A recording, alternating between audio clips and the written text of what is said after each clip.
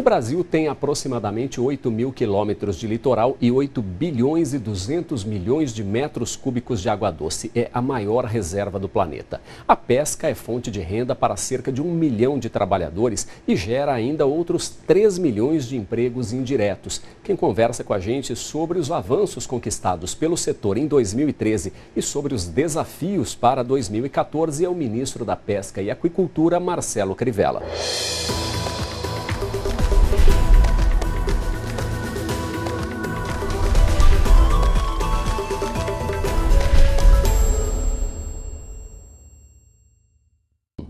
Ministro, obrigado pela participação no programa Avanços e Desafios. Obrigado, Ricardo. Obrigado pelo convite. Ministro, vamos falar primeiro sobre o Plano Safra da Pesca e Aquicultura. Quais foram as metas estabelecidas para este plano? Olha, a presidenta Dilma, quando lançou esse plano em novembro de 2012, as metas principais eram chegar a uma produção de 2 milhões de toneladas de peixe ao final de 2014, e conseguirmos emprestar 4 bilhões de reais. Essas eram as principais metas. Nós não conseguimos emprestar esses recursos todos. Ao final de 2013, não chegamos sequer a 1 bilhão, mas conseguimos atingir a meta de 2 milhões. Aliás, passamos. Com os 600 milhões, cerca de 700 milhões que nós conseguimos emprestar dos recursos, o Brasil já bateu cerca de 2 milhões e 300 mil toneladas na aquicultura e na pesca extrativa.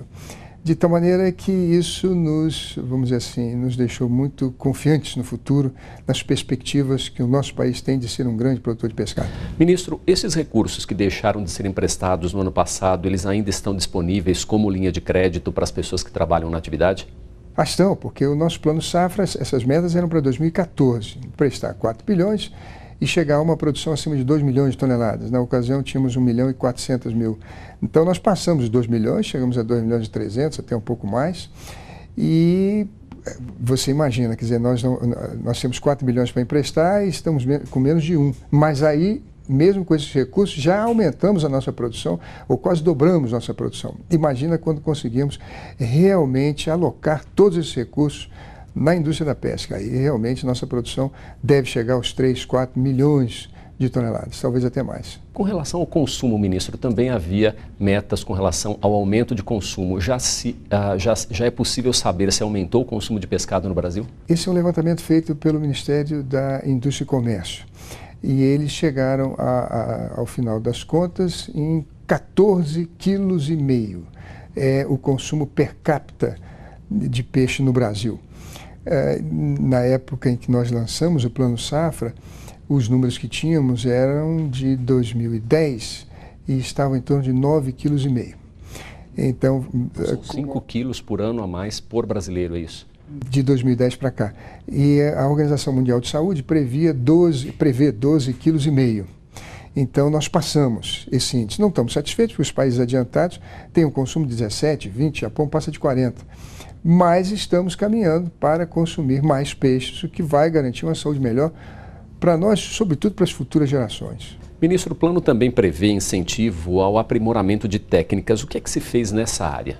Uma grande parte desses entre 600 e 700 milhões que foram alocados nos recursos do Plano Safra, muito disso foi exatamente para pescador artesanal melhorar sua rede, melhorar seus apetrechos de modo geral, comprar um GPS para não ficar à deriva no mar, trocar o seu motor de rabeta, melhorar a maneira como ele estoca o seu peixe, o frigorífico.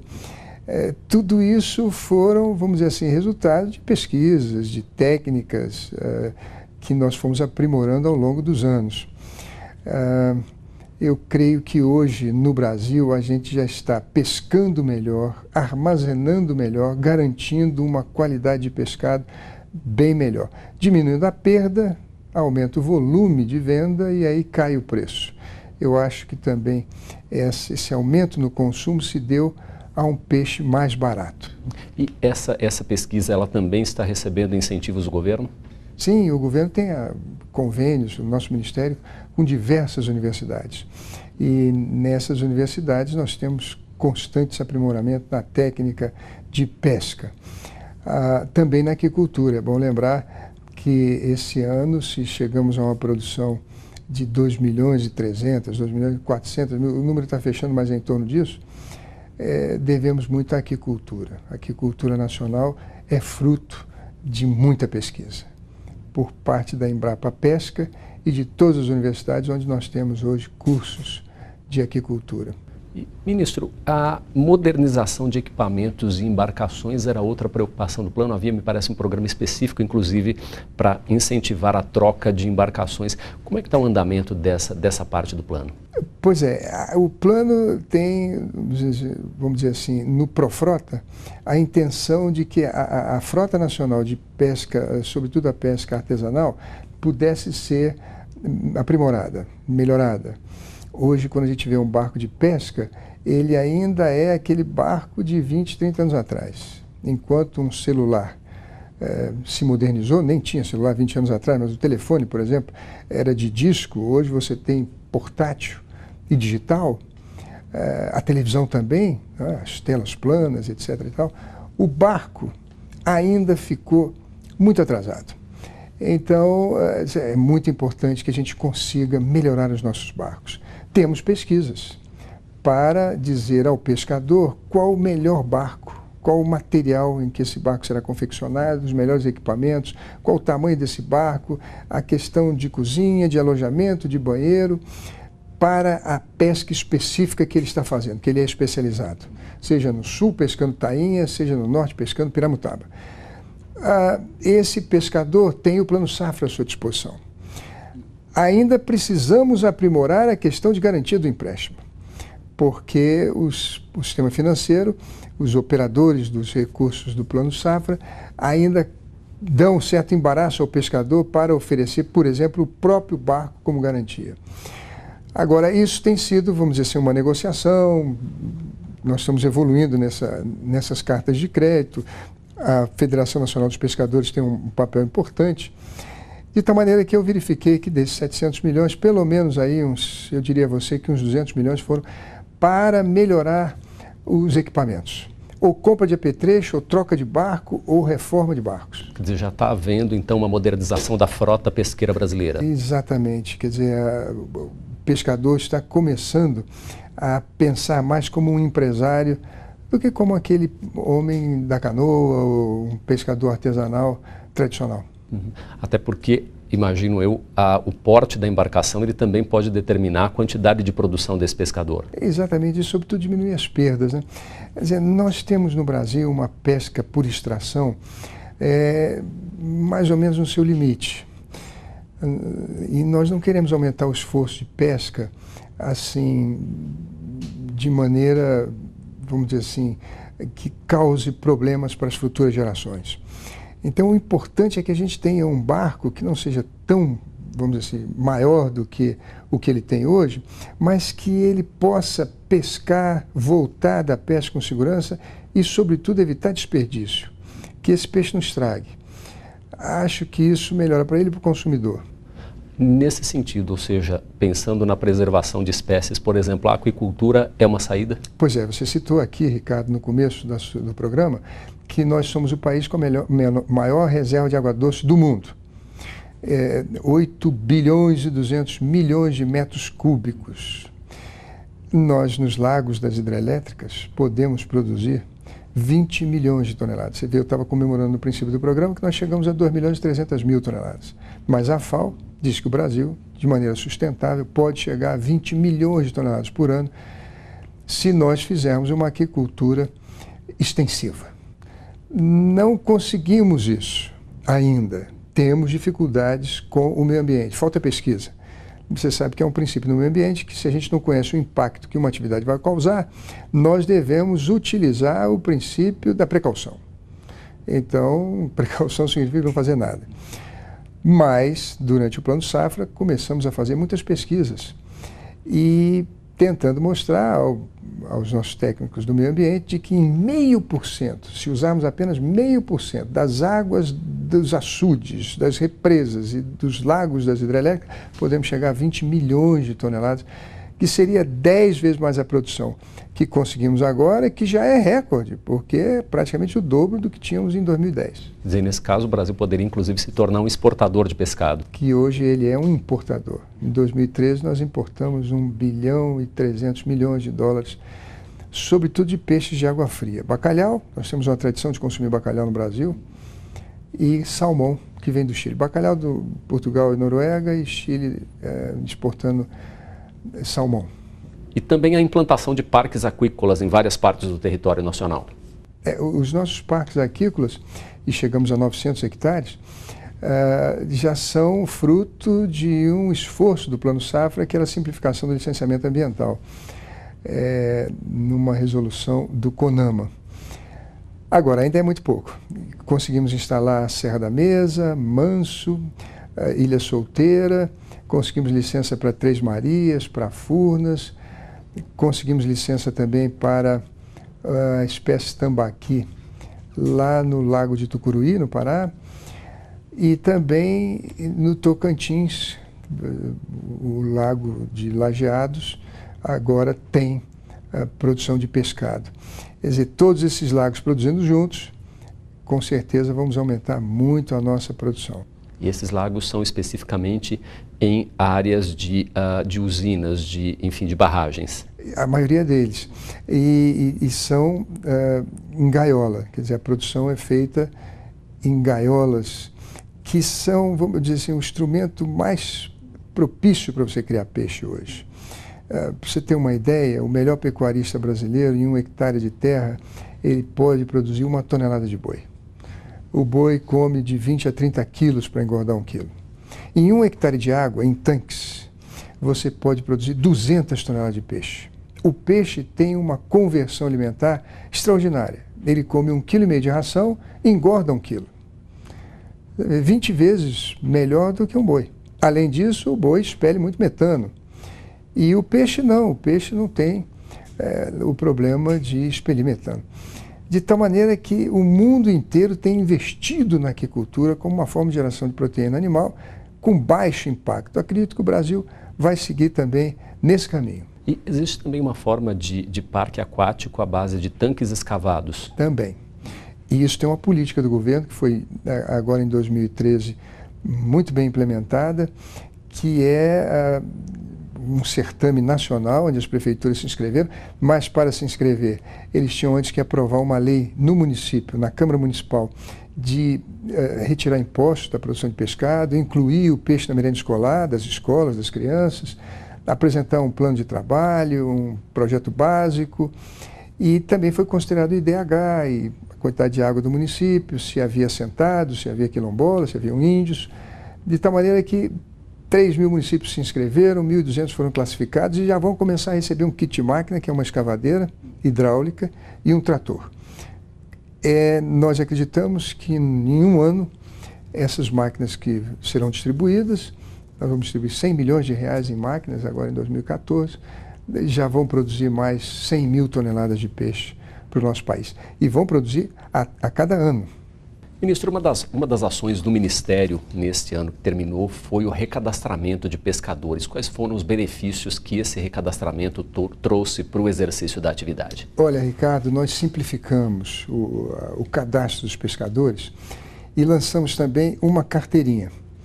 Essa carteira, ela agora tem a validade perene.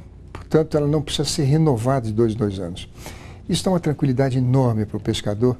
Você imagina esse pescador, por exemplo, do Alto Rio Negro, Solimões, que tinha que vir a Manaus, na Superintendência Federal da Pesca, para poder renovar sua carteirinha.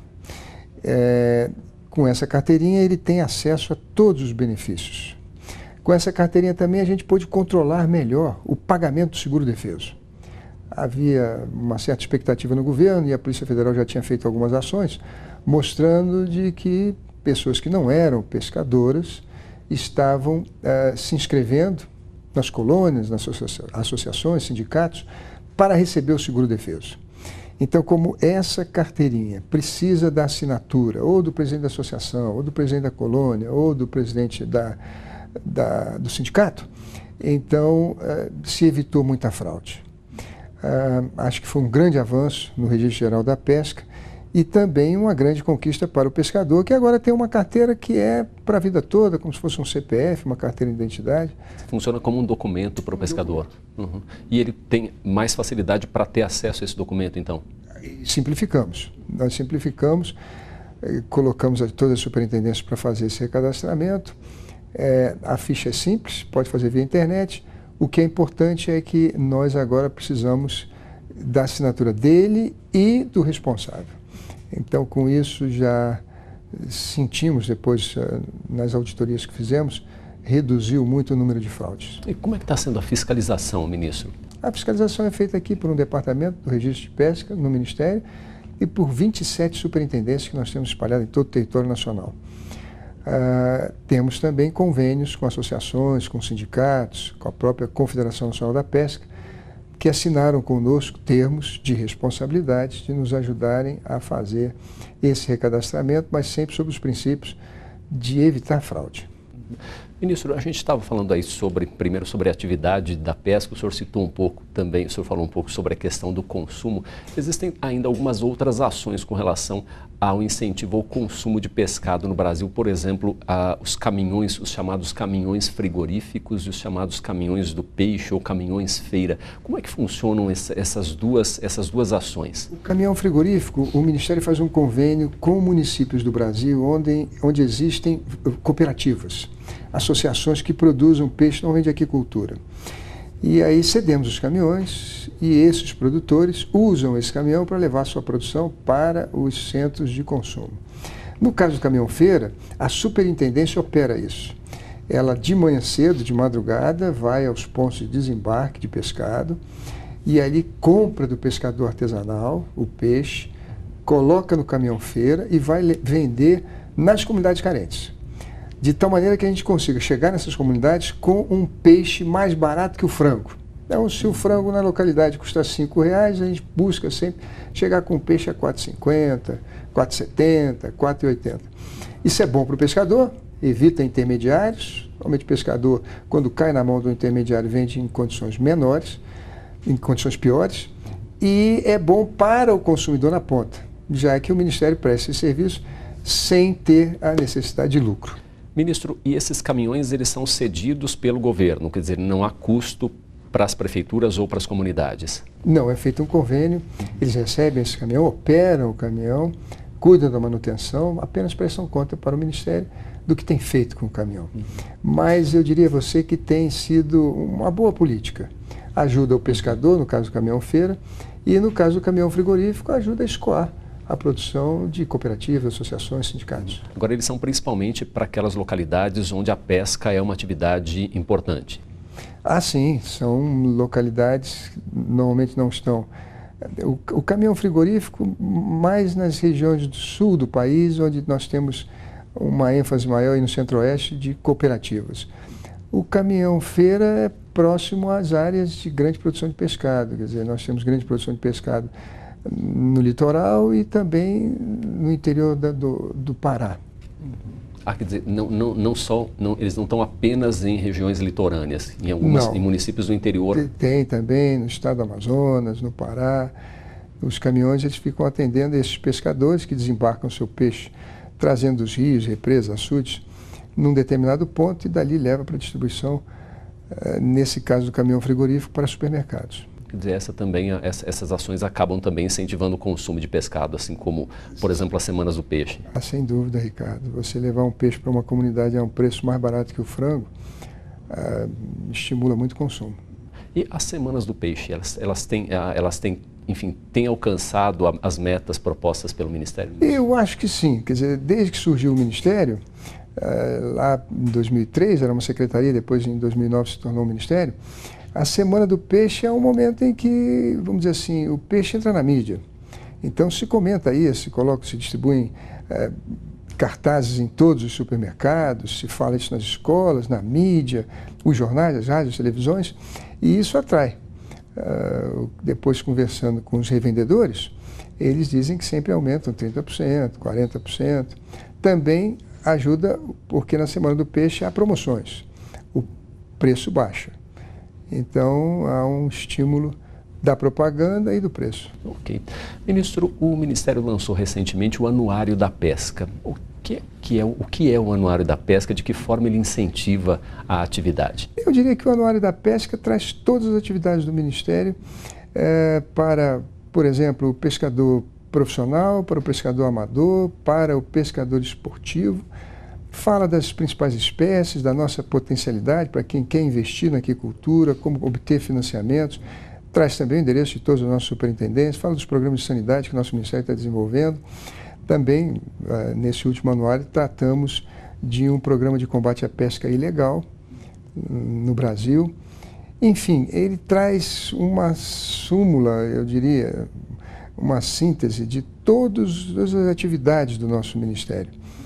Quem tiver qualquer dúvida em relação ao Ministério, é claro que tem o site, mas também no anuário vai poder se inteirar de todas as ações das políticas públicas do governo no Ministério da Pesca e Agricultura. O senhor falou de um programa de sanidade. O que é esse programa, ministro? Olha, no ano passado, em 2012, começamos e implantamos em 2013, uma rede de laboratórios. Uma rede de laboratórios para avaliar doenças de peixe. Hoje, e credenciamos também veterinários, eles podem recolher amostras de qualquer tipo de peixe que estejam criando em cativeiro ou que tenham produzido no mar, ostras, mexilhões, vieiras, e mandar para o nosso laboratório para examinar qualquer tipo de parasita, de vírus, de bactérias, de doenças que tenham surgido e que possam destruir sua produção ou se alastrar pelo país.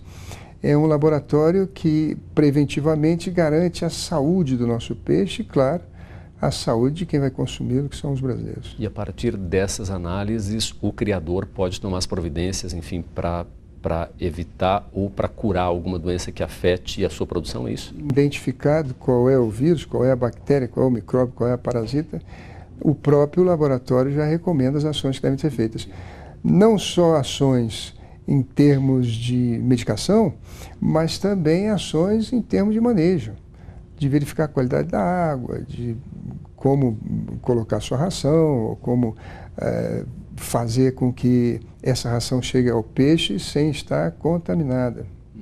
Ministro, o senhor citou o programa de combate à pesca ilegal. Quais são os problemas relacionados à pesca ilegal? Isso se refere principalmente àquela questão de coleta na época da piracema ou existem outras modalidades consideradas também ilegais? Pois é, na época da piracema nos rios e na época do defeso nos mares, no mar brasileiro, nós temos também uma política de ordenamento, quer dizer, você não pode pescar em tais áreas, tais espécies na época da sua reprodução e não pode usar tais apetrechos. Por exemplo, rede de arrasto de fundo em determinados pontos do Brasil, isso traz uma destruição tremenda. Também o tamanho dos barcos, eles são licenciados para terem uma certa capacidade. Nós calculamos a oferta de pescado no Brasil, a nossa safra, dentro daquele licenciamento que foi feito. Se as pessoas acabam trocando de barco, aumentando a capacidade do barco, pescando de maneira irregular com apetrechos que são ilegais e em locais proibidos, nós acabamos trazendo uma tragédia para o meio ambiente. Quer dizer, então, o Ministério da Pesca tem hoje uma política que é muito voltada nesse primeiro momento à educação, a conversar com os pescadores, com as associações, sindicatos e com as colônias sobre os benefícios de seguir a legislação, de obedecer à legislação, para garantir que o peixe exista para todas as gerações, não só para nós. Ok. Bom, ministro, com relação às metas e aos desafios agora para 2014, quais são as propostas do Ministério para 2014? Eu acho que a nossa principal meta, eu tenho muitas metas, mas se eu tivesse aqui que sintetizá-las, eu diria que é chegar essa produção de pescado a 3 milhões. Aquela meta de 2 milhões nós já atingimos, mas precisamos bater os 3 milhões. E a partir daí, como a bola é uma bola de neve, quer dizer, quando ela vai aumentando, à medida que ela rola sobre si mesma, ela vai aumentando também de uma maneira mais exponencial, mais geométrica, eu espero que a gente marche de maneira decisiva para aqueles 20 milhões de toneladas que a FAO prevê como nossa produção sustentável. Espero também que aumentem o número de financiamentos. Já começamos com uma boa notícia, o BNDES informou que agora, em janeiro de 2014, tivemos empréstimos para 2 empresas do Centro-Oeste em torno de 30 milhões de reais para o nosso setor, 30 milhões de reais não é pouco. Queremos chegar, se fizemos 600 milhões em 2013, queremos chegar a mais de 1 milhão, 1 milhão e 200 agora em 2014. Eu acho que aumentando o financiamento e aumentando a produção, nós estamos cumprindo o grande dever nosso aqui no Ministério. É claro que nós temos que implantar muitos grupos de pesquisa, grupos técnicos também para verificar monitoramento, temos que melhorar a maneira como nós fiscalizamos a pesca no mar, nos rios, o ordenamento, precisamos ver nosso registro. Há uma série de outras metas, mas eu diria que a produção é fundamental para o povo brasileiro, porque é uma proteína nobre, quanto maior a produção, melhor o preço. Não é? São regras de mercado, aumenta a produção, o preço cai. E os financiamentos, porque mostram que nós estamos investindo em infraestrutura, em produção, e isso nos garante um futuro promissor. Obrigado, ministro, pela participação no programa. Eu que agradeço, Ricardo. Eu conversei com o ministro da Pesca e Aquicultura, Marcelo Crivella, para o programa Avanços e Desafios. Este programa está disponível no nosso canal no YouTube. Continue com a gente na NBR, a TV do Governo Federal.